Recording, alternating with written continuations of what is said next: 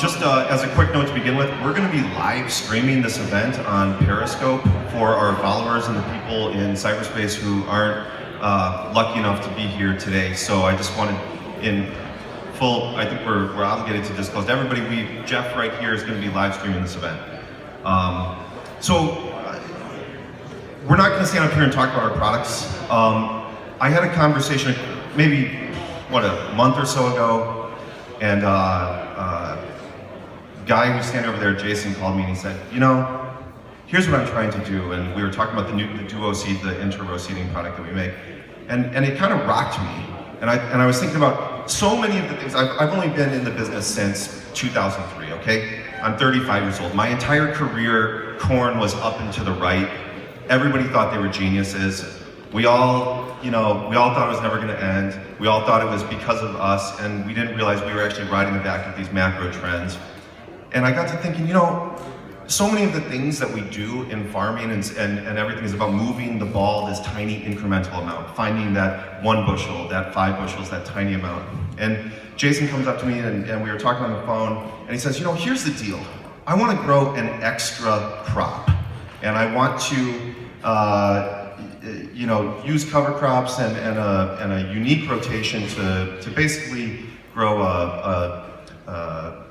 an extra crop and just blow that profitability equation out of the water. And that really excited me, and it got me thinking in a different way. And I kind of started doing some research and met some of these other guys on social media that are going to be on the panel today.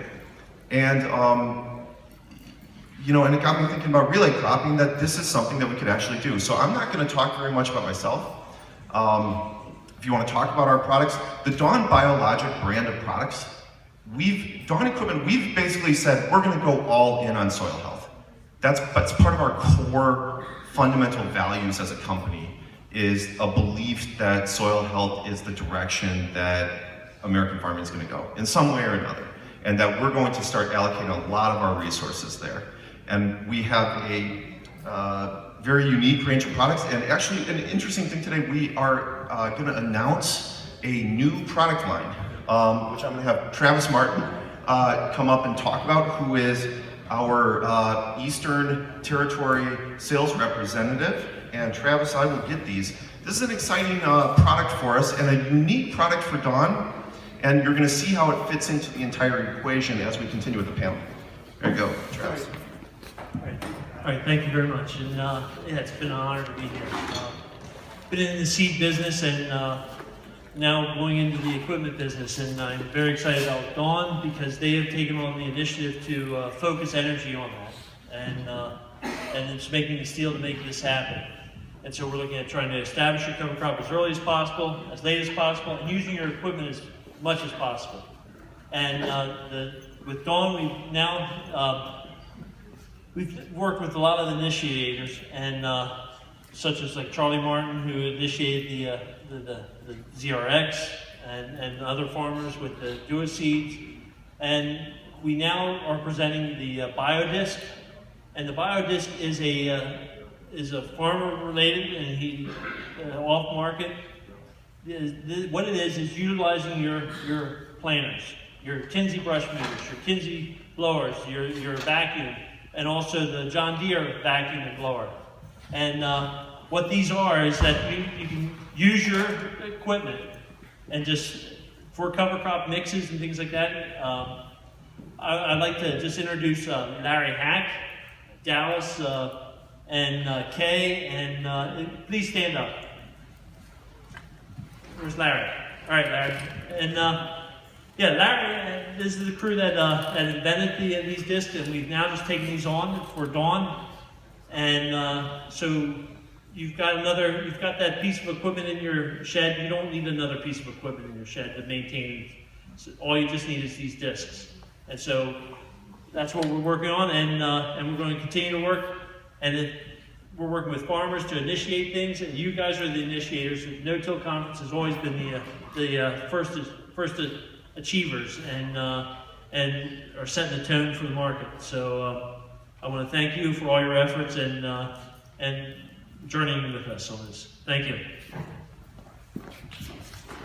Thanks, Travis. This is a simple product that allows you to take that 1790 planter, that Kinsey 3600 planter, and say, hey, why don't we already own that asset that we paid $100,000 or $120,000? Let's grow twin row wheat. Let's plant cover crops on row crops, and it's a simple device that you can use without having to kind of close the gap with the whole thing. But we'll get to that. So now I want to introduce the panel. We have the guy who kind of got me thinking that way, which is Jason Mock. He's out of Northeast Gaston, Indiana. Go, Jason, if you guys want to sit down there. We've got Tim Boring, and we've got John Coots. So I'm going to start it off with, is this my clock? We'll start it off with Jason, who was the guy who really started to get me thinking about relay cropping, and he's gonna kind of give a brief 5-minute introduction about what is relay cropping. Bear with me, this is kind of my first gig here, so.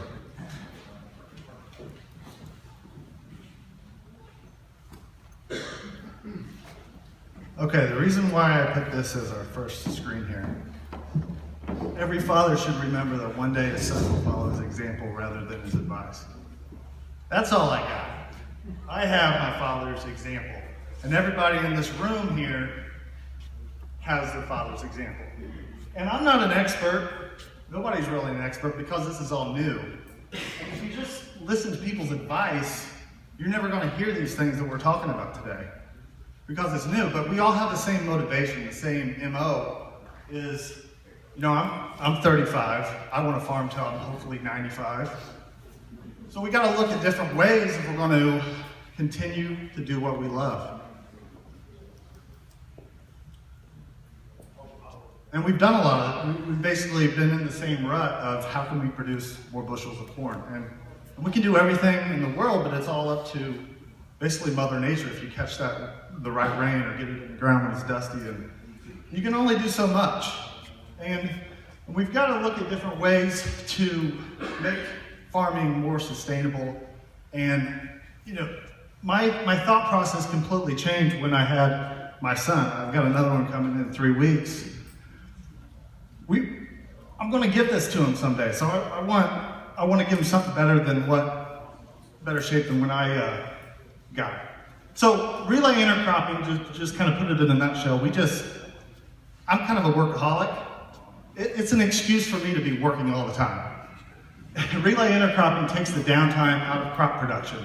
When one crop starts maturing, another one gets a head start. So you're just taking all that, checking the mail, flow out of it, and you're constantly forecasting when is the leaves on the beans going to drop. Okay, that's going to happen next week. Let's get something planted, use the ground temperature to get it up, leaves drop, we're on our way. We're just continuously playing 9-ball with Mother Nature.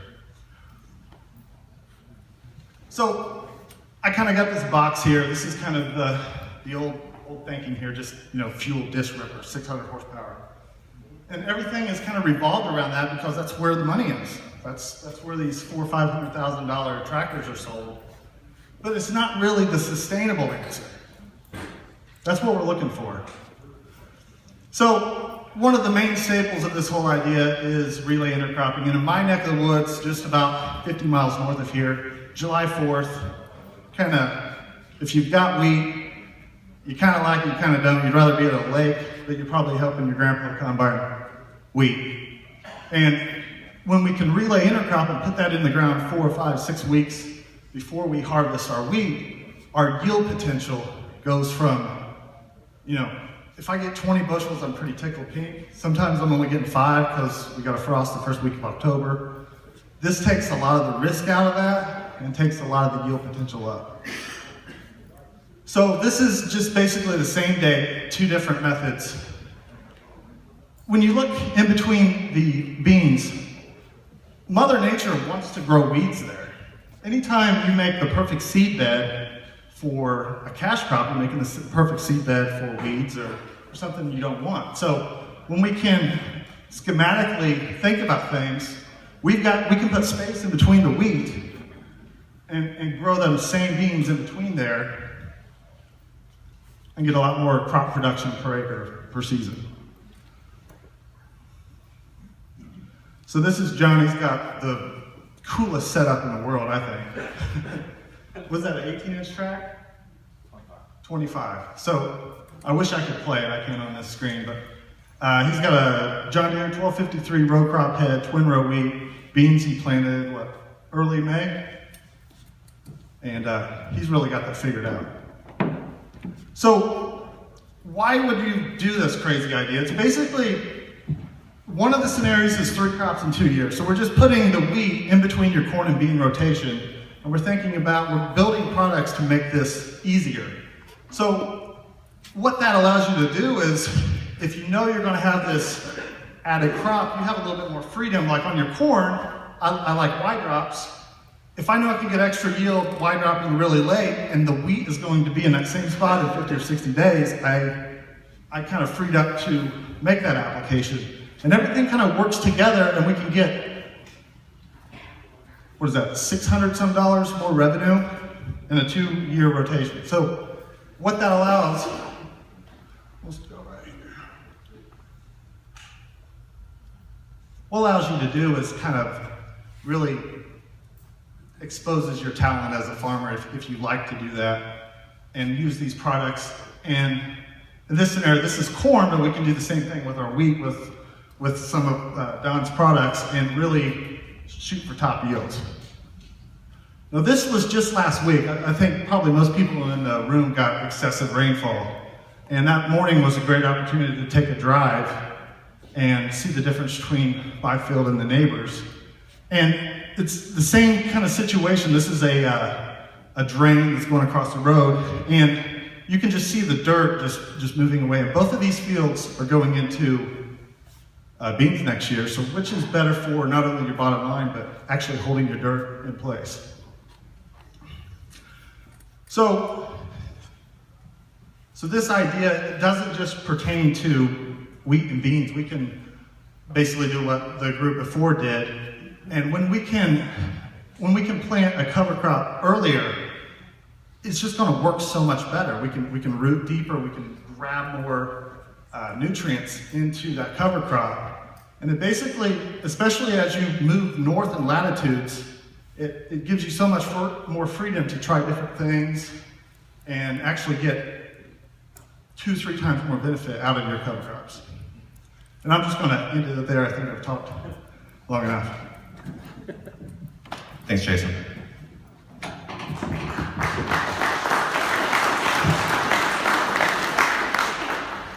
That's what I love to hear is like, you know, at Dawn Equipment in business, okay, the market tanks and nobody's buying equipment, and what do? We don't just sit on our hands and do nothing. We think about, well, what is that next must-have product that we have to sell? We do something, we take action, and this is what I love to see farmers like the guys in this room, where they're not just you know, flying the plane into the ground. Okay, you grab the yoke and pull it up.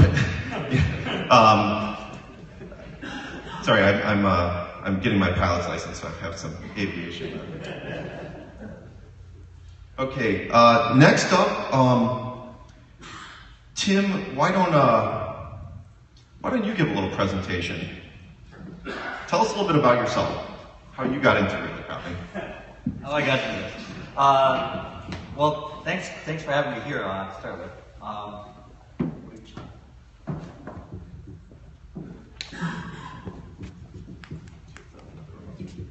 All right. Well, no.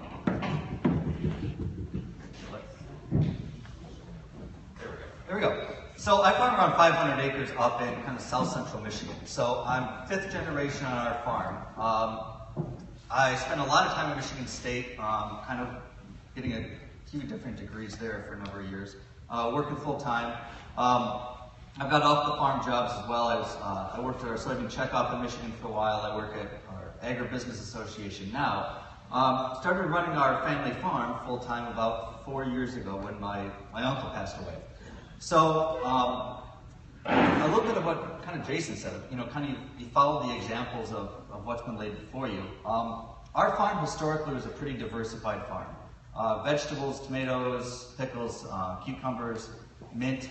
So we kind of come into this with an idea of we can do more than just besides the corn and soybean kind of gig. Our farm had been in corn and soybeans for the last probably 15 years. But really with some of the challenges that we've got on the farm now, it kind of led us down to this different path of where we end up with today, of having a few fields that look like this. So we're fairly challenged with the soils we've got in our area. We're split between kind of sandy loams and then heavy muck soils. So some of our muck is upwards of 80% organic matter, heavily tiled, really limits what you can do in a lot of different ways. And one of the challenges we've had for a number of years is simply subsidence. We've got a lot of variable subsoils underneath that muck, and when you're chisel plowing it, going down to 8 inches, you're pulling up subsoil. The topsoil just isn't the depth it was when I first started running around as a kid. So one of my big concerns was, what can we do with a reduced tillage sort of situation to preserve that muck soil as long as we can? Which led to starting with strip till. So I started strip tilling 3 or 4 years ago. Adding to that then the piece of how do you start narrowing up rows. We needed a new corn planted for a while. Well, if we're going to go into a strip till system, you're pretty limited on what you can do then with 15-inch rows or 20-inch rows or something like that. So I ended up going into a twin row planter. Putting twins on top of the strips, that seems to work fairly well. You follow down this progression then a little further, started to be concerned about soil quality and what can we do about lengthening rotations. So 3 years ago, we started putting in about 50 acres of wheat a year. And it comes back to this question too of owning another piece of equipment to do 50 acres of wheat. Based on some of the work Ohio State had done, some others in Michigan kind of playing around with this idea of twin row wheat, started twin rowing all of our wheat.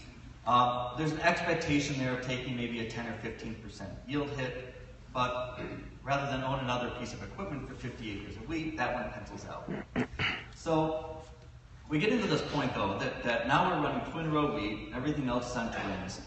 Now all of our system is set up on 20-foot centers. So we're running a 20-foot grain platform, we've got a 60-foot sprayer with 3 sections, the planter's 8 rows.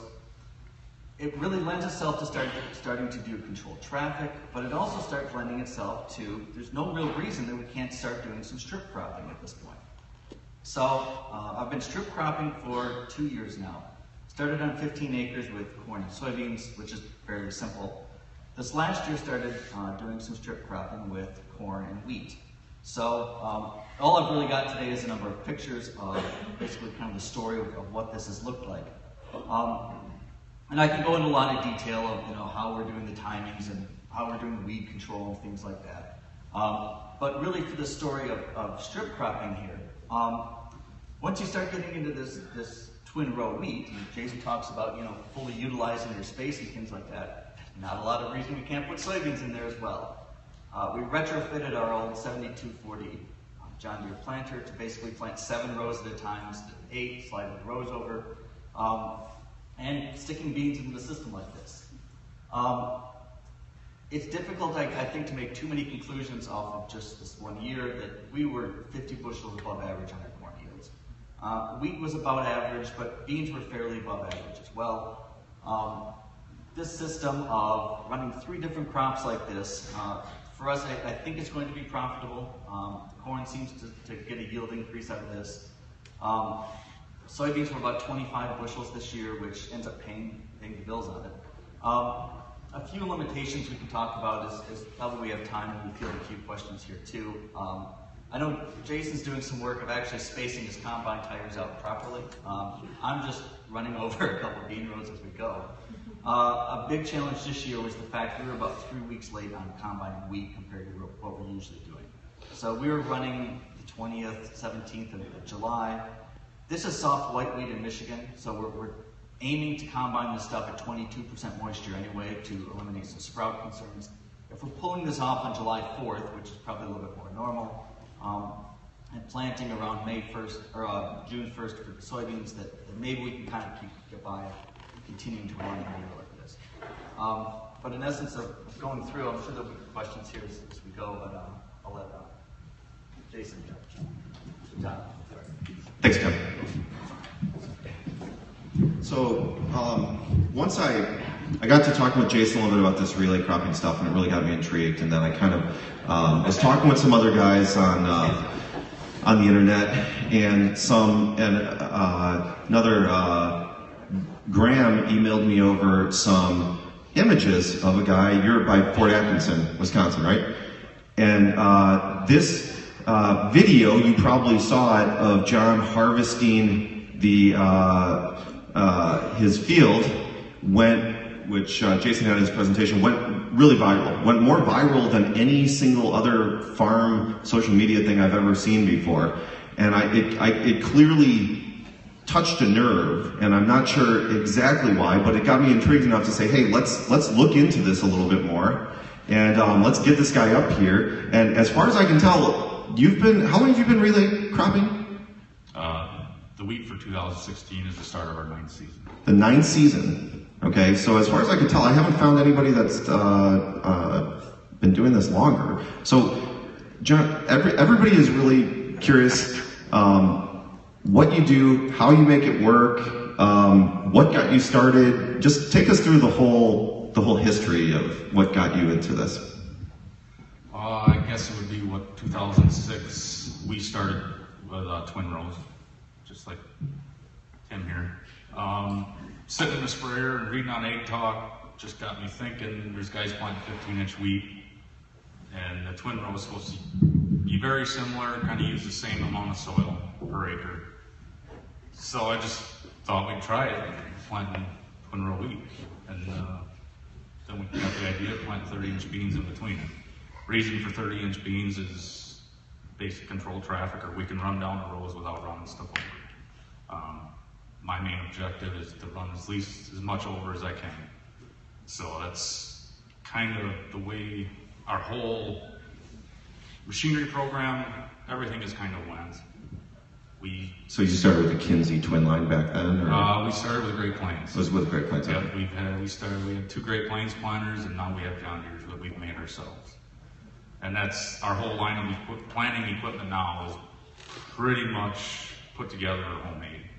We've taken stuff that we wanted to use and made it work the way we want it. So, right now we're in the process of building another planter for planting soybeans, just for ease, faster, get more done. So, because What spacing is this exactly? the soybeans are just 12, we're going 12 row 30-inch planters. 12 or 30. Okay. So we've moved, up until this year, we've had too many different widths. We started planting with a 12 row, 30-foot planter, and we planted with a 60-foot, 24 row. And then our bean planter has always been, we started with an odd row, we planted with a 7 row 30. And right now we're getting too many acres to do with that. So that's kind of we've moved past that. We've been combined with a 35-foot flex head, and up until this year we went to the 12 row crop head. Okay, so let's walk these guys through your program. So what's in your field right now? Right now we've got twin row 30-inch wheat, no-till in between twin row corn stalks. And the wheat's on 10 inches or 8 inches? 8 inches. 8 inches. Okay. And then walk us through. Then we get to spring, and then what's going to happen? Spring, we'll do an early nitrogen application depending on tiller count. And then last week of April, first week of May, we start planting beans depending on conditions. So while we're planting beans, we side our wheat, and then we'll usually come back with another late application nitrogen. So the harvest, normally wheat is mid-July, I would say, is pretty normal for us. Let me put this out there for all you guys. What has been the single biggest challenge? That's a good question. I think it's all a challenge. Is it?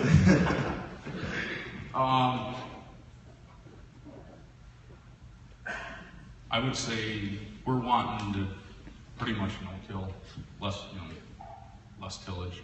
So to get stand establishment has probably been the biggest hold-up. Our planter, I think we've had, I know at least 5 different planter setups to plant wheat in 5 years, or 8 years, sorry. So we learn something new every year, or try something new, you know. So our yields on our wheat have went up over the last 8 years. Bean yields, we've only had 1 year that's been a failure. Otherwise, that was 2012 with a drought. So our beans didn't make it, but we had 100 bushel wheat. So otherwise, our beans have been 20 to 55 bushel average. I have to admit that I don't know a ton about wheat, but 100 bushel twin row wheat sounds pretty impressive. I mean, talk about some of your other rotations. Jason, talk about this rotation that you're planning. I don't want to bring up manure too much, but that's what really got me excited about this. We've got about 3 million right now. We're going to build another quad. And I just want to place that underneath the wheat. And then kind of 5 or 6 years after college, I was in the landscape business. I know how to grow grass basically. And the good thing about twin row wheat is you're not broadcasting your nitrogen, you're banding it. So you can use it with a starter on your planter and you kind of really manipulate and kind of throttle the wheat. If you plant a little bit later, you can kind of up the nitrogen. And that's what's a real beauty about this. And the other thing I like as well, you talk about going after corn residue. When you look at ground temperature, the biggest challenge that we have with our situation with manure, we can grow phenomenal corn after we dragline manure. I'm talking 270 dry, I mean just ridiculously good corn. But then we have this mindset of, okay, we need to put corn out there again and kind of soak up the rest. Well, what happens with all that residue, your soil is 5 to 10 degrees cooler. It's just like a wet wool sock. And when you establish wheat and corn, you're talking about late September, your soil temperature is now 70 degrees instead of 50, so it's a lot easier to establish crops. And I don't know if I digress, but that, from a perspective of establishment, I always wanted to do my work when I was in landscaping in late September and October because I could just throw a bunch of AMS or something and the grass would look phenomenal because I didn't have them hot days. And it was just so much easier. I didn't have a lot of weed pressure, the summer annuals, and I don't know, that's basically what got me excited about it. Biggest challenges? Biggest challenges. For us, in this, I think there'd be 2 things. Weed control is a challenge within a system like this, at least. And part of the challenge with that is the fact you can't really plan that too far in ahead. That you kind of have to take what the season gives you. The equipment stuff you can kind of plan out. You can spend all winter of thinking how we're going to configure, spacings and how that works. We were into the field probably 2 or 3 weeks earlier this spring planting corn than what we normally would be. And so the original plan with this system that I had was we'll come in with Affinity broad spec a couple weeks ahead of planting corn. It's got a rotation restriction of 2 weeks coming into corn. We can kind of use that as a pre on corn. Well, we were in so early planting corn that didn't work. So we ended up coming up with the back end, as I go back to my pictures, of basically having to come back in and do kind of cobble together weed treatment plans. We came across everything with 2,4-D after the corn was planted before it came up. And then you're in here trying to band in Halix GT here, trying to clean up corn. And of course, that's a big concern then. We're going to drift Roundup onto the corn that's 15 inches away and kill all your wheat. So I think kind of having to go with what the weather gives you was a challenge on this. The other issue we have with doing our wheat, and you can see here to some extent, is managing vomitoxin. So the white in Michigan is pretty susceptible to vom anyway, and white in Michigan is pretty high managed. So this is 2 or 3 applications of nitrogen on this. This is 2 applications of fungicide. Average wheat yield in Michigan up on our lake bed soils is probably 100 bushels of wheat. So this is running like 80, something like that. So we're kind of getting to a point that I'm comfortable with. But this corn residue here in the system is a big problem because the corn, I think, is acting as an inoculum source for vomitoxin. So we're pulling off high vom wheat out of this system. We have to figure out a better way to be managing residue. And in going with these reduced tillage systems, we're not putting it into the ground. Going forward, that'll be a challenge too. I'm inclined to say that our system's just not healthy enough yet, that with good microbial activity and good soil health. We should be breaking this stuff down, but evidently we're a few years away from that. I'm using a Great Plains. So let's go to John. Let's talk about your combine. Okay. So all right. So here's the deal. Okay. So you got the wheat's growing, and then you got the beans coming up behind it. Have you ever had a just plain disaster where you're all out of sync and you just can't get one or the other harvested, or? No, I guess we haven't. We've made many modifications to whether our grain platform and also this row crop head, and that's the reason we went to the row crop head. We want our beans a bit tall. I'd rather have to worry about beans being too tall than worrying about trying to get the wheat. I can manipulate the beans to get the wheat. Okay, so we've been talking, and we've been talking about this, putting these.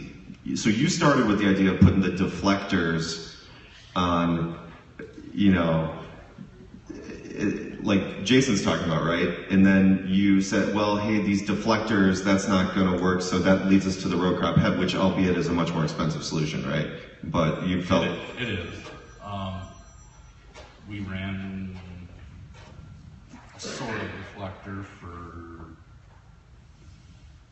4 or 5 years. It's kind of a little different idea than what Jason has. The first couple of years, our beans didn't get near as tall, or we were planting taller wheat. So I think that was kind of some of it.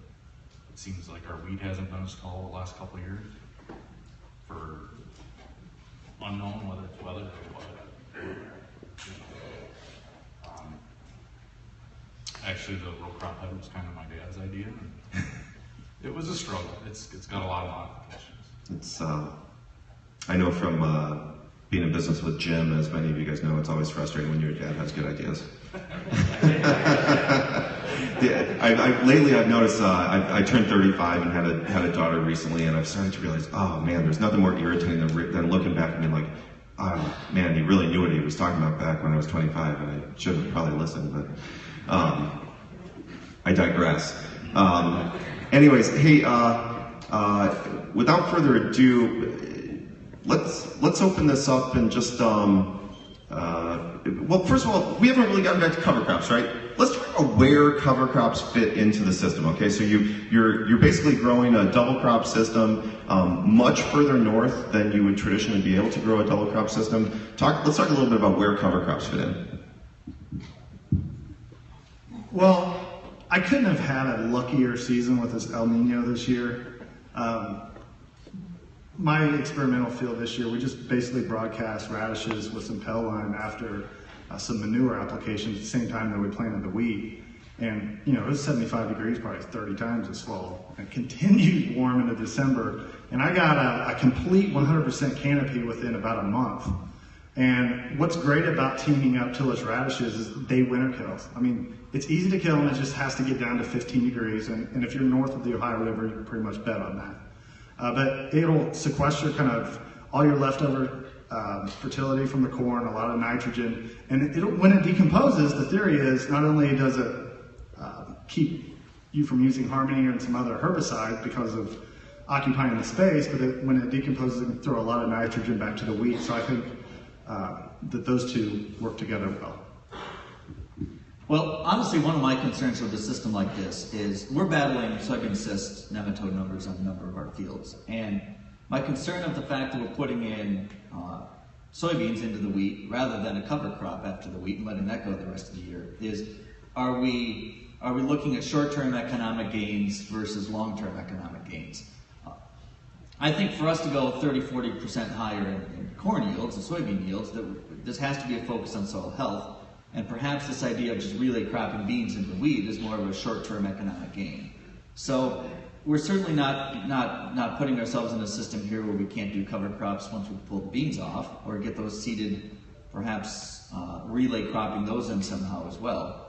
But that for me is an issue going forward too of are we better off long-term just running cover crops here after the wheat? Cover crops in ours, we just don't have enough day length up by us. That in our ground that we don't relay crop, we are running cover crops, but with the relay crops, I haven't found a way to do it yet. I see corn as very risky. You know, let's look back at some of the years on our farm, 2012, disaster. But our wheat made 25 bushel more that year than our corn did. And our corn is just so fickle in the summer, especially if you have light gravelly soils. If you just have 3 weeks of bad weather in that heat wave, I mean, you're done. So I see this as a gigantic hedge. You know, you were talking about the drought of 2012, you had better wheat, you had all that warm March and April really woke up and grew well, and you had 100 bushel wheat. The beans weren't good. But if you look at the whole formula that year, you still probably at least paid your bills or made money. So that's kind of the way that I look at this system. Minimizing risk. Well, let's open this up to any questions you guys have. If we need to clarify some things or anything like that. Also, Jeff, if there's any questions coming in on Periscope, shoot those up here too. Let me know. But let's put it out there. Who in this room would be willing to try a relay crop system? Look at that. There's at least 25% of the people. That's big change.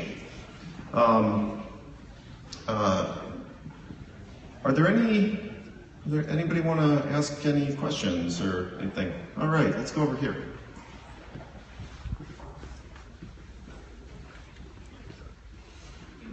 Yes, sir. I know on standard wheat we run from 100 to 150 pounds seeding rate. What do you do on your twin rows? Because you've only got 2 rows every 30 inches, correct? So what kind of seeding rate are you going on pounds the acre? We're planting anywhere from 1 1/4 to 1.5 million. I'm about 1.2 million. I planted about 800,000 and with manure where I was directly over the shank, it's way too thick. I think I might have lodging concerns. So I'm just getting explosive tilling. I'm probably going to be down around 500,000, half a bag. Who is next? Have you all considered a different species like cereal rye? Interplant the beans into cereal rye. We use cereal rye for cover crop, so I do plant some for seed, and I think cereal rye would be way too much of a risk just because cereal rye doesn't stand good to begin with.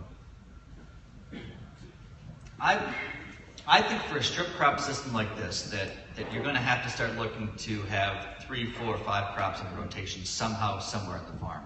And the wheat doesn't do well in muck soils. I've been told rye does all right on muck. So I've thought about developing, well, you're going to have to develop a market or work on marketing for it, somewhere to take wheat or rye or oats or something like this. For me, I don't have a lot of experience growing it, but it's kind of something I look at too, whether that becomes a small grain we could put into a system like this. Well, my grandpa, I don't want to pick on him, but he calls this funny farming. It was pretty tough to actually try this. So I got to show him the money basically. So this is the quickest way for me to let me kind of do this on more acres. So cover crops are great for soil health, but I basically worried about profit first and foremost. Okay, I got a couple of questions. First of all, most of you, I guess, what are you taking for, I'm over here. What are you taking for a hit on yield as far as your wheat versus, most of you have said that you're dealing with probably 80 to 90% of the kind of the neighborhood yield on wheat. I guess that scab or bomb, how are you dealing with that? In our case, I'm in the Great Lakes Basin, I'm in Ontario, we head spray everything. So are you applying a head spray? Is the sprayer then running down the corn strips and spraying out over your wheat? Is that how you're doing it? And then my last question is soy is directly into the stalk. So you'll have those corn stalks because you planted your wheat in between your corn, then you'd be basically planting your beans straight into the corn row the following year. And I was just wondering how that works out for you. I guess where to start? Yeah, I think we're somewhere 80-90% of wheat yields. I think our wheat ends up looking better in the fall than some of the neighbors just because we're putting starter fertilizer on it. So I think that helps us a bit. We were in a small pocket with bad bomb this last year, head scab, and we've moved. I've got better resistant varieties going into the ground this year. Sitting in between these rows of corn, I'm not sure that helped it a lot later in the season of air movement, things like this.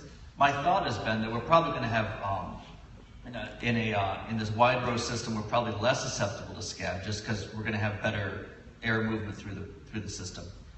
In terms of managing bomb, we're coming in and we're doing head sprays, right? So we're putting on Prosaro on flagleaf and Stratego on a heading. I think it's that way. It might be the other way around. Yeah. So yeah, we're coming in and doing head sprays and basically running down. Yeah, we're running down the corn pass, spraying 1 20-foot section on your left, 1 20-foot on your right, doing it that way.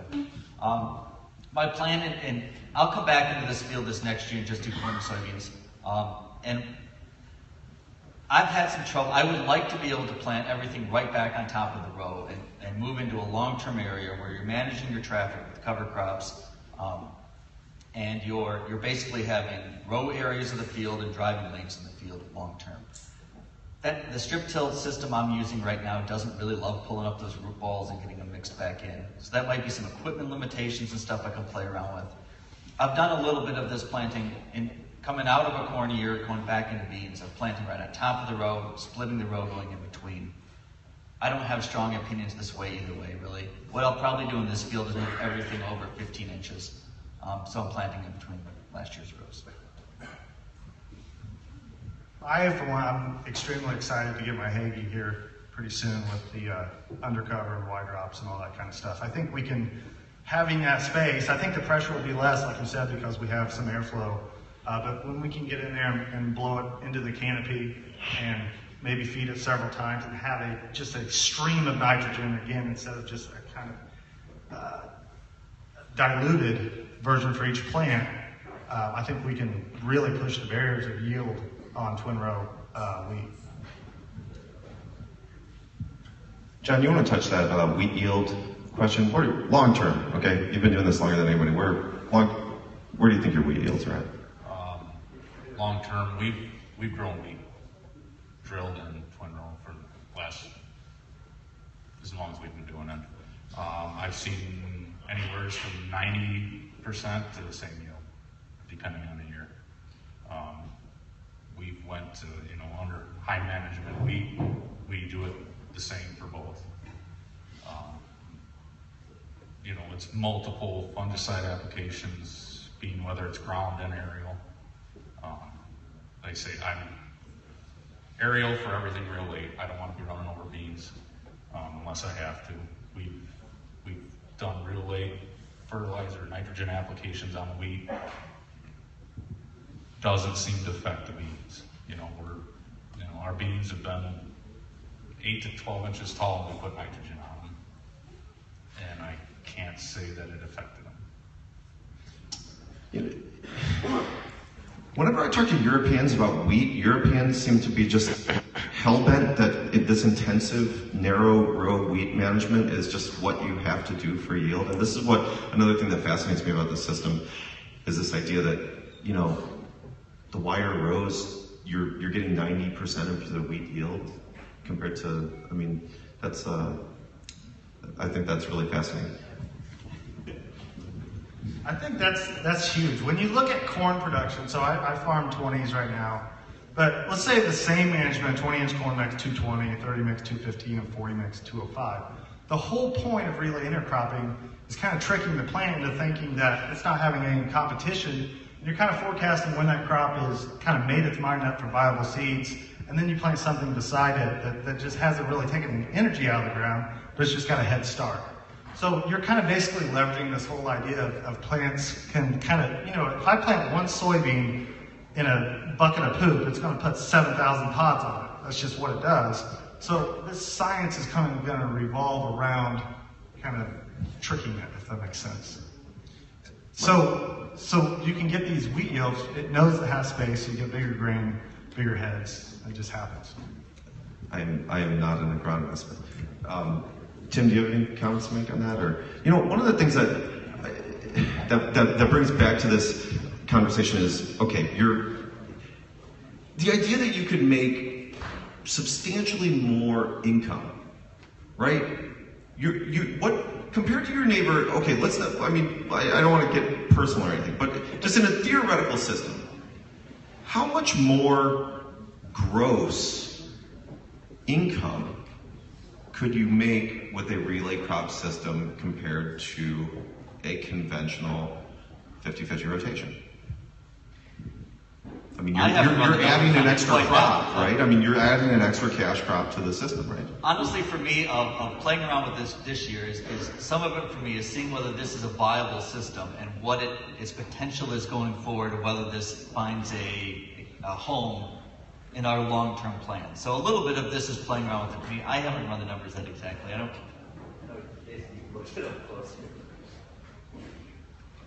I'm very fortunate that I've had a grandpa spread fertilizer like a mad gunman for 65 years. We got pig poop. I look at intensive cropping because I have soil test levels 3 or 4 times higher than really where you need to be. So I'm trying to, that kind of skews my numbers as far as fertility and stuff like that. I'm not asking for your tax return here, John, but all I'm saying is you wouldn't be doing it for 9 years if you were going broke doing this, right? Correct.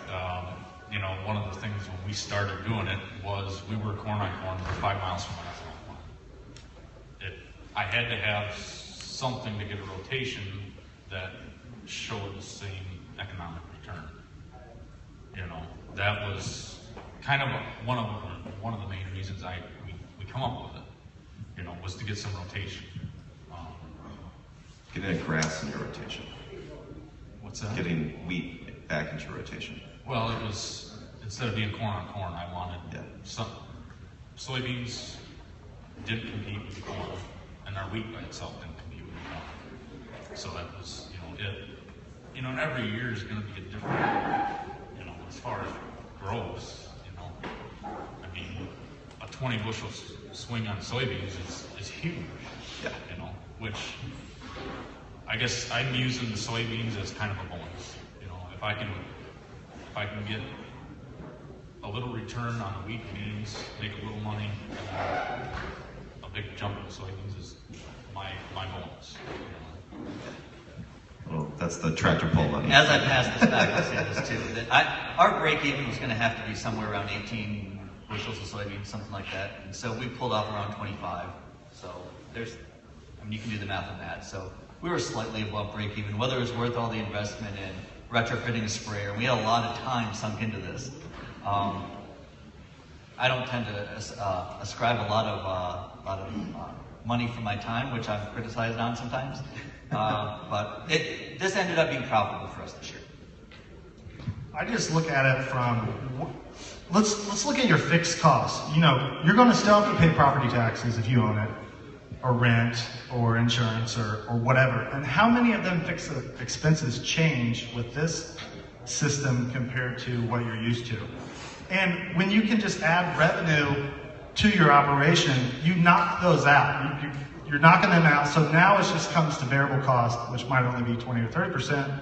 And that's how, when these crappy prices, when a lot of people are happy to get $3.25 right now with their corn, it just does not work when you pay cash rent and you have to do everything. So we might be just trying to just swim right now with this. And, it freaks you out when you get a pencil out. So that's kind of what I think. It's necessity is the mother of invention. Let me just ask one other question. Going back to what we were talking about, is there anyone in this room that uses a tram line or controlled traffic system?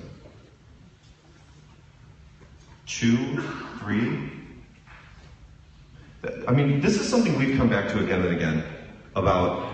Personally, when I look at the future of farming, And you look at every time you turn on the news, you know, there's a new partnership about self-driving automobiles, and you literally can't believe that we're going to be in a world where there probably will be, your car will drive you to the farm before your tractor will drive you through your field.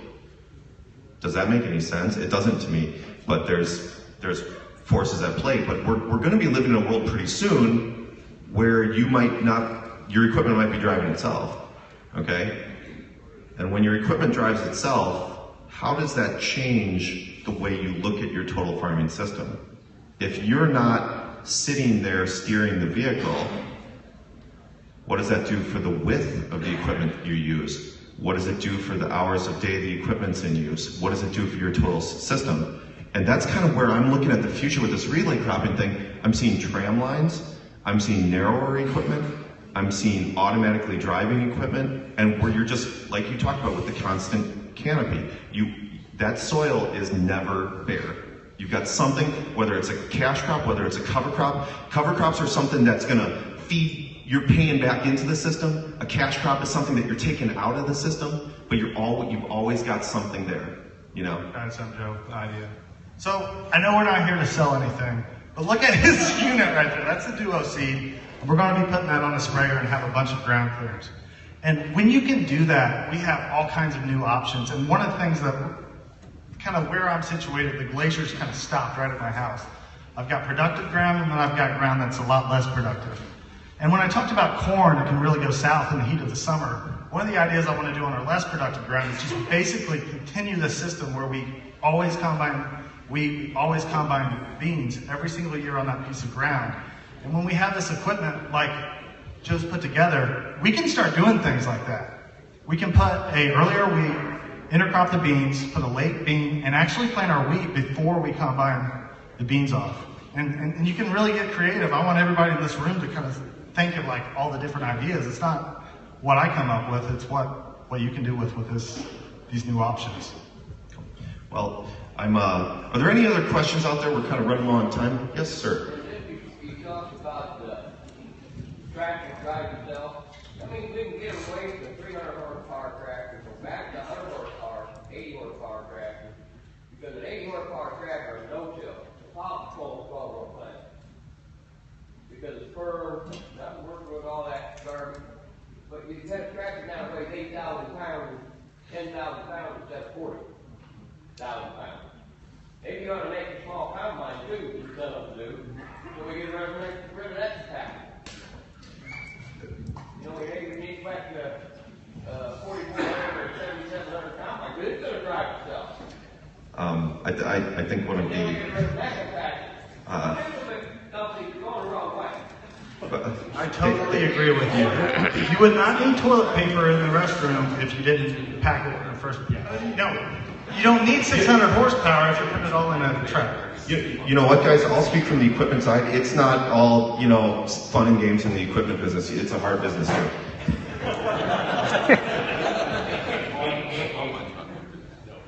Are you guys all running RTK, I assume, GPS-wise?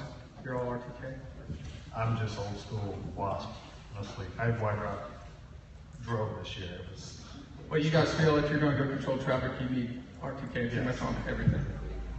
Well, I'm planting and tilling with RTK, but I'm out there spraying with a hooded sprayer in a 30-20 too.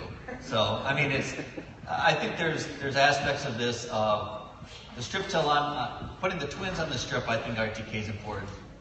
Half the time when I'm side dressing corn, I'm steering by hand. I mean, once the rows are in, I mean, I can kind of keep it within a couple inches. So, We're using RTK just to plant. Spraying, harvesting is all back in.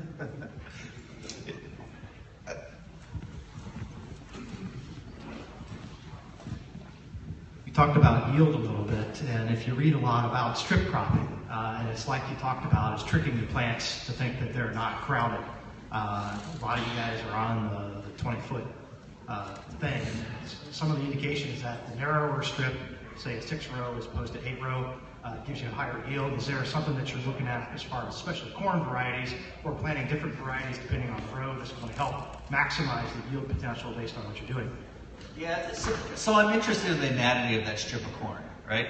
And you could definitely pick out some physiological differences across that strip this year. The outer rows were shorter than the rows inside. I'm running a hydraulic drive planting right now, so I'm doing some variable rate. If you really want to go down the road on this, I think you had to start running like electric drives, because you had to variable rate the different rows. I think there's value of looking at different corn varieties from the edge of that strip to the center. 6 is probably where you want to go from the aspect of maximizing corn yield and some stuff like that. Yeah, it's a kind of a pyramid system. We're in, I think 8 might end up being the better compromise, because you can find a 20-foot grain platform a lot easier. And we're combining 8 rows anyway. But playing around with that and doing the same thing of playing around with staggering different varieties from your inner corn areas, right? Your soybeans, your wheat. I did that to some extent with the wheat this year. So we put 2 different varieties in those wheat strips. And my idea was putting the racehorse wheat variety on the outer edges and the more defensive one in the center. After what I saw this year, I think I would flip that. But again, maybe it's a factor of the year. There's a lot of different things you can play with that, I think. That's interesting. Anybody else? I might add, I love what he's doing with the corn, because you just get corn to crank on them outside rows. And then he was talking about different varieties. You're talking about putting something taller in the center, just to kind of grab the sunlight as you go towards the center? I'm not even sure it's that. I think that's one piece of it. I think playing around with your disease resistance in the corn, I think is another piece of it. I think cranking populations higher on the edges is worthwhile looking at. And in a twin system like that, I think you might be able to go a little higher. That I think what twins have done for us is we are getting a girthier ear, but not as long of an ear. So we're playing around with, you're tricking the plant at V4 thinking it doesn't have competition. The next step is tricking it at V8 when it's setting your other ear parameters of what's going on with it too. So I think some of the biological products and things like growth regulators, hormones, aspects like that, I think that's something to play around with in wide-scale production, but in a system like this too, that we're not moving an awful lot with now. Can I add one thing? This isn't an easy button. This is very complicated and complex, but we're looking at farming at every square inch, and every single day when you wake up, the plant is going to be at a different stage, and we got to figure out kind of the relationships between here. But we're not only looking at every square inch in the row, but we're looking vertically like what you're doing. So it's very complex, and if we really kind of put our minds together, I think in 3 or 4 years we can really start getting better at this in leaps and bounds. Yeah. And we're running low on time here, but I mean, the thing that, to connect back with cover crops, to connect back with interseeding, the thing that got us started in this conversation is the idea of, I've always thought, well, why is a sprayer, you know, and like, why is this just the whole thing that we're going to kind of dip our feet into, and with some of the partners that we have in this room today, is to say, okay, from an inter-row seeding standpoint, people are increasingly talking about, okay, look at the wide drop products and other products where there's an increasing acceptedness of spacing out your nitrogen applications throughout the year. Okay, the next level is, let's take that sprayer and let's just make it a tractor, which is higher off the ground. And I think within a year or two, we're going to be playing with a system where we have an entire system based that almost wouldn't use a conventional tractor, that would use only a high clearance vehicle. And that really fascinates me, okay? Where you absolutely maximize the return on every single thing you're doing, having the smallest total footprint, having the least amount of equipment. You know, there's some... What's your name that was talking about controlled traffic in the blue hat and beard? Dan, I love it. But you're talking about horsepower requirements. If we can manage our traffic like that, you do not need a lot of torque. So we can start doing multiple things. We can start doing 2 or 3 different things because we don't need to physically move the earth and do all these, man horsepower jobs. And we can start putting it on a sprayer. Right? Well, we have a lot of rain and stuff. Okay? But it doesn't matter whether you no-till or fib. Everybody around me goes up. We're the only one that's no-till. We got tanks, flows, and whatever. But all the neighbors' crops in 10 to 15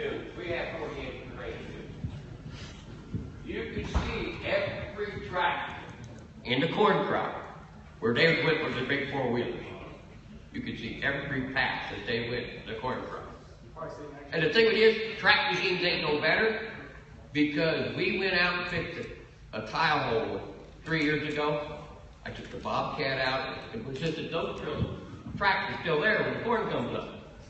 And the only track we could find in the corn, when it was this tall, was where we went out with the Bobcat excavator, Mini X, which weighs less than the Bobcat.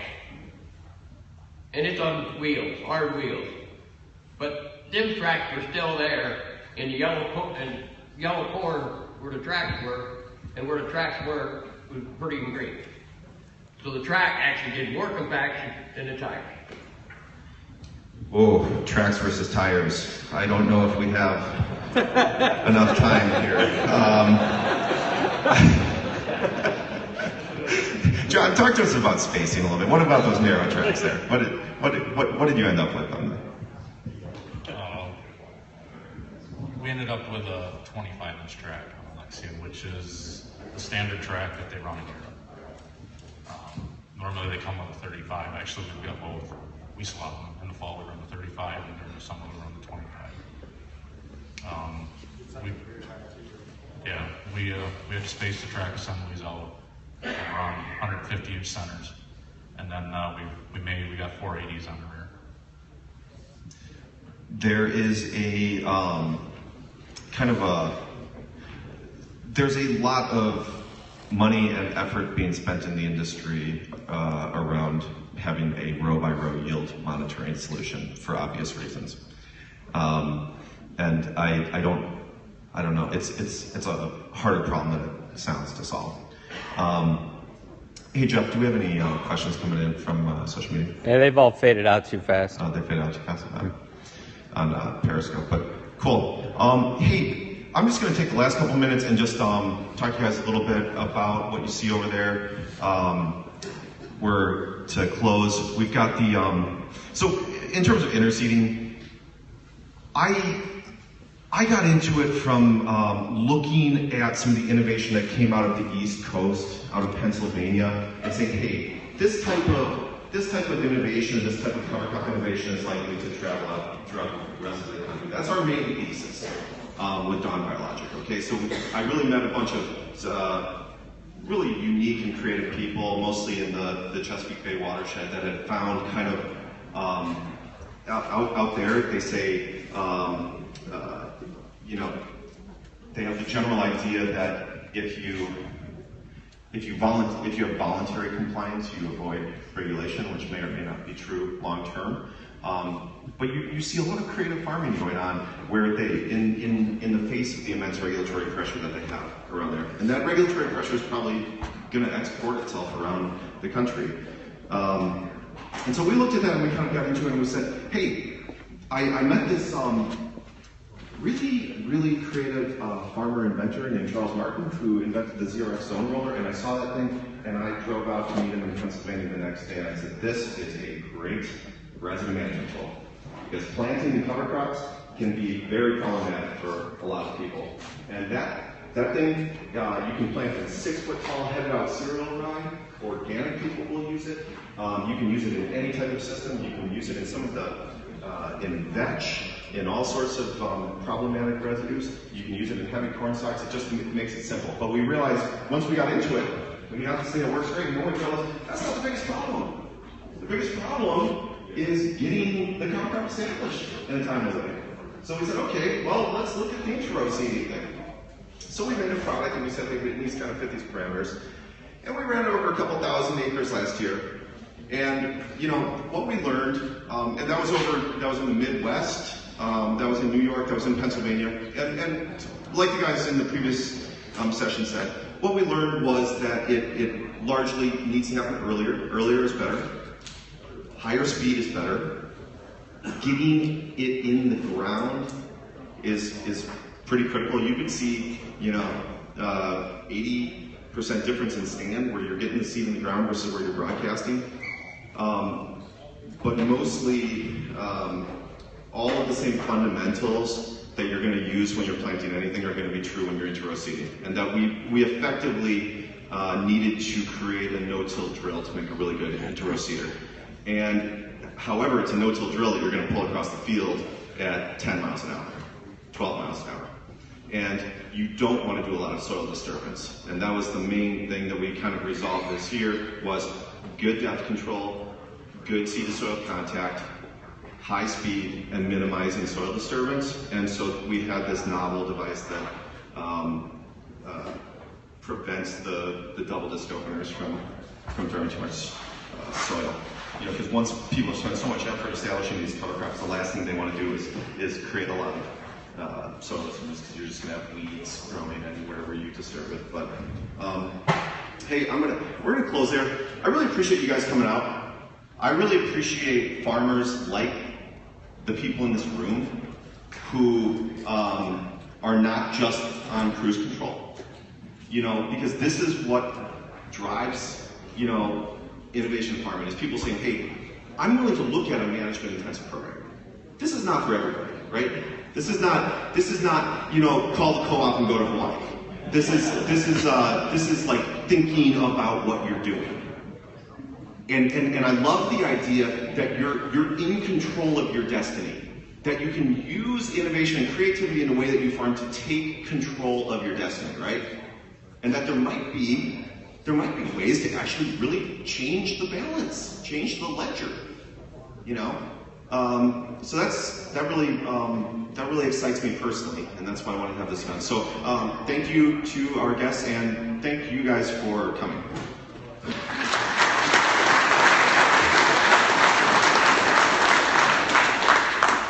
Okay, we're going to take about a 10-minute break, and we're going to get started again at the last session, and then we will have lunch after that. So if you would like to use the